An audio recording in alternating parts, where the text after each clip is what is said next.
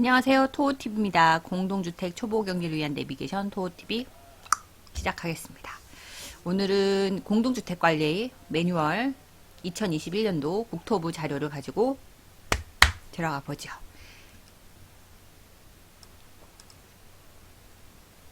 자, 여기 보시면 이번 시간은 사업자 선정에 대해서, 사업자라고 하면 위탁관리업자만 얘기하는 게 아니라 우리 아파트 또는 시설 수리 아니면 청소, 경비 이런 것들 관련된 모든 업종에 대해서 업체가 와서 일을 하죠. 그럼 그 업체를 선정하는 걸 다 사업자 선정이라고 보는 겁니다. 사업자 선정을 할 때 제일 중요한 이유는 뭐냐면 짬짬이라고 하잖아요. 그러니까 만약에 누구 하나, 업체 하나를 밀어준다. 그럼 그 업체는 그거에 대해서 이제 소득이 생기는 거고, 그 소득은 분명히 자기 용익대금에 플러스 부가가치를 생기는데, 그 말하는 건 부가가치긴 하지만 거기에 자기네들의 이득, 그죠? 수익 창출의 목표가 돼요. 그러니까 그거를 하기 위해서 누군가 같이 커넥을 해서 그걸로 해서 이제 턴키 방식으로 돈을 받는다. 그러면 그 돈이 이렇게 납부할 만한 게 이렇게 커지는 거죠. 붙어져서 요만큼이. 그러면 이건 다 입주민한테 고스란히 책임이 전가가 되는 거죠. 돈으로. 그러니까 이래서 업자를 선정할 때는 공정성이 제일 중요합니다. 그래서 그 공정성을 이렇게 공동주택관리 매뉴얼화했고 이거를 법제화 시킨 거죠. 자, 선정 지침 한번 볼게요. 주택관리업자 및 주택관리업자는 뭐예요? 위탁사들. 그죠? 그 다음에 및 사업자 선정 지침. 다 통상 합쳐서 사업자 선정을 하는 건데요. 공동주택관리법 시행령에 이거는 몇 조 몇 항까지 우리가 외울 필요는 없어요. 전체적인 흐름에 대해서 전자 입찰 방식이든가 아니면 그 입찰이 아니라 내부적으로 수의계약 할 수 있는 거야. 그거를 이제 법적으로 정리해 놓는 거죠. 그러니까 요거는 경리분들도 알고 계셔야 돼요. 전자 입찰 방식의 세부 기준. 전자 입찰 방식은 이거는 입찰 들어가는 거고요. 입찰을 하지 않고 업체를 선정할 수 있는 건 수의계약이라고 보면 됩니다. 전자 입찰 방식의 세부 기준, 절차 방법에 대해서 이제 밑에 개념과 설명을 들어가 있고요. 경쟁 입찰과 관련된 다음 항목의 사항은 입찰 절차와 입찰 참가 자격을 정하고 입찰의 효력이 어떻게 될 것이며, 그 다음에 그 밖에 주택관리업자 및 사업자의 적정한 선정을 위해서 필요한 사항에 대해서 이렇게 각 목의 사항으로 정해져 있다라고 얘기한 거니까 이거는 굳이 머리 인풋 안 하셔도 돼요. 내용이 중요한 거니까. 경쟁 입찰의 종류. 경쟁 입찰이라면 업체들 하나가 아니라 단독이 아니라 여러 개의 업체들 자율 경쟁하는 거죠. 그거에 반대되는 게 뭐예요? 담합입니다. 담합. 경쟁 입찰의 종류와 방법은 주택관리업자 및 사업자 선정 지침과 같으며, 일반 경쟁 입찰, 이건 일반적인 경쟁 입찰, 서로 어떤 금액인지 모르고 제시된 가격을 가지고 최저가인지 아니면 최고가인지 아니면 최고가, 최저가 하고 또 뭐 있었죠? 적격심사 이런 식으로 크게 세 가지로 나누고요. 그리고 그 경쟁 입찰의 종류와 방법은 주택관리 사업자 및 사업자 선정 지침에 일반 경쟁 입찰이 있고 제한 경쟁 입찰이 있는데, 이거는 금액이 큰 공사이니 적은 자본금을 갖고 있는 업체를 선정했을 때 위험 부담이 크겠죠. 중간에 회사가 도산을 한다던가, 그죠?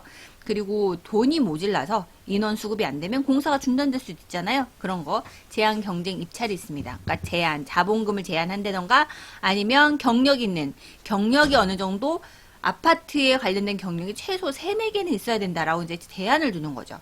지명 경쟁 입찰은 이런 경우는 지명은 업체를 정해놓고 입찰하는데 솔직히 아파트는 이게 거의 없어요. 이거 지명하는 것 자체가 제일 위험하고, 일단은 얘는 냅두고 얘를 위주로 생각해 보시면 돼요. 강조.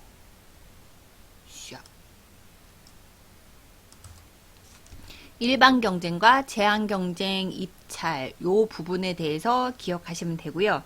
그리고 이제 지명 경쟁 입찰은 제가 말씀드렸죠. 아파트는 이게 거의 없다. 이거는 어떤 업체를 적어도 한 5군데를 지명을 해요.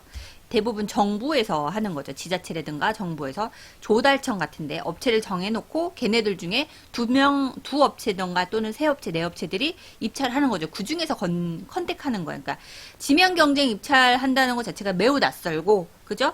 이거는 관공서나 정부에서 하는 거고 지명하는 것 자체가 웃기잖아요.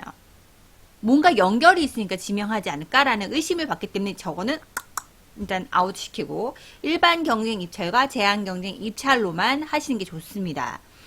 일반 경쟁 입찰과 지명 경쟁 입찰은 2인 이상이 유효한 입찰로 성립되며 제한 경쟁은 적어도 업체가 3군데가 와야 돼요. 일반 경쟁은 예를 들면 일반 경쟁은 2명이니까 이거 대부분 수의 계약은 적어도 2개 이상의 그 견적서를 받아서 비교를 하잖아요. 이거는 입찰은 적어도 우리가 그냥 경쟁 입찰로 일반 아닌 제한이라도 하더라도 적어도 3명 이상 업체가 또 증빙이 다 갖춰지고 그 중에 또 셋 중에 한 명의 증빙이 갖춰지지 않는다. 그러면 하나가 나가리가 되니까 셋 중에 하나가 나가리가 되니까 둘이 되죠. 이럴 때는 무효돼요. 자, 낙찰의 방법은 입찰에 참가한 자 중에 낙찰자를 선정하는 방식에 대해서 얘기하는 거죠. 이게 뭐냐면 적격심사. 조건을 주고 이 조건에 따라서 여기는 어떻고 대표님들이 모아서 점수를 배점을 합니다. 무슨 요즘 그 가수들이나 무슨 댄서들 요즘 그런 거 막 뭐라 해야 될까 경쟁적으로 해서 점수 따고 뭐 파이널 무대 가고 막 그런 거 있잖아요. 그거 똑같아요. 동대표님들이 앉아서 업체들 자료를 보고 점수를 배점하는 거예요. 그거에서 가장 높은 점수 아니면 아주 높거나 낮은 점수 뺀 가운데 중에서 2번째 점수 뭐 이런 식으로 정합니다. 적격심사제. 최저 낙찰제 용역 같은 거 뭐 업체 중에서 금액이 제일 작은 거. 최고 낙찰제는 주로 어디서 쓰냐면 재활용 폐자재 그러니까 재활용 업체에서 수익을 받을 때 이거는 최고 낙찰제로 가는 거죠. 그죠? 제일 높은 금액으로 이런 식으로 이렇게 정해지는 거예요. 이건 낙찰의 방법이고요. 입찰 종류 일반과 제한과 지명 경쟁이 있다.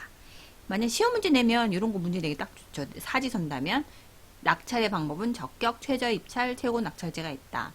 낙찰의 방법은 입주자 대표 의결을 거쳐서 적격 심사제 또는 최저 낙찰제 또는 최고 낙찰제를 적용할 수 있고 규약에 따로 정하는 금액 이상의 공사 또는 영역의 사업자는 입주민 투표로 정할 수도 있다. 이거는 규약에 정해서 있는 거예요. 그죠? 규약에 어떤 금액 이상은 입주민 전체 찬반 투표로 우린 정한다라고 되어 있으면 이건 어쩔 수 없습니다. 대표님들이 임의로 결정할 수가 없어요. 수의계약 이거는 기억하셔야 돼요. 부가세 빼고 300만원 이하로 보시면 돼요. 주택관리업자 및 사업자를 선정할 때 경쟁 입찰하거나 주택관리업자 및 사업자 선정 지침에 해당하는 경우에는 수의계약 할 수 있다. 부가세 제외하고 300 이하입니다. 입찰의 절차, 입찰을 할 때는 적어도 입찰 공고를 하고요. 그리고 언제 현장 설명회 한다 그러면 업체들이 와요. 와서 사진 컷 찍고 어디인지 어느 용역 어느 부분을 해야 되는 건지 설명을 받고 가요. 그리고 이제 입찰 서류를 마감합니다. 투찰이라고 합니다. 그리고 나서 이거를 개봉하는 거죠. 개찰하고 그 다음에 개찰한 다음에 입찰이 성립 여부 서류가 제대로 다 들어와 있는지 아니면 조건에 맞지 않는 업체인지 판단하셔야죠. 그리고 그 중에서 얘를 선책해야겠다 라고 대표님들이 결정 내면 낙찰자를 선정하시고요. 그리고 이거를 공개해야 됩니다. 공개 안 하면 안 돼요. 그 다음에 공개한 후에 계약서를 체결하고 계약서도 공개를 하셔야 됩니다. 이게 이체의 기본 절차고요. 계약서를 공개할 때는 그 업자의 개인정보, 신상이 들어갈 수 있거나 아니면 우리 동대표님이 신상이 들어가지 않게끔 조심하셔야 돼요. 이게 뭐로 개인정보보호법 때문에 그런 겁니다. 그러니까 다음 카테고리는 장기수성 계획 보이시죠? 이거는 다음 시간에 할게요. 요 정도까지만 일단 간략하게 알고 수의계약은 분명히 이 책의 양을 보건데 이 정도로 설명이 끝나지 않아요. 더 있어요. 그러니까 이런 일단 가뭄에 콩 젓듯 카테고리를 그 카테고리 한번 읊어보고 그 다음에 그 더 깊게 들어가는 거는 좀 더 세부적으로 들어가는 거죠. 목차를 좀 본다고 생각하시고 설명은 이게 끝이 아니라는 거 그 뒤에도 나옵니다. 오늘은 개념만 정리하는 그 2번째 시간이니까 3번째인가요? 어쨌든 여기까지 하겠습니다. 오늘도 실력을 키우고 파이팅! 좋아요, 구독 눌러주세요. 공유도 많이 퍼뜨려 주시고요. 자, 오늘도 수고하셨습니다.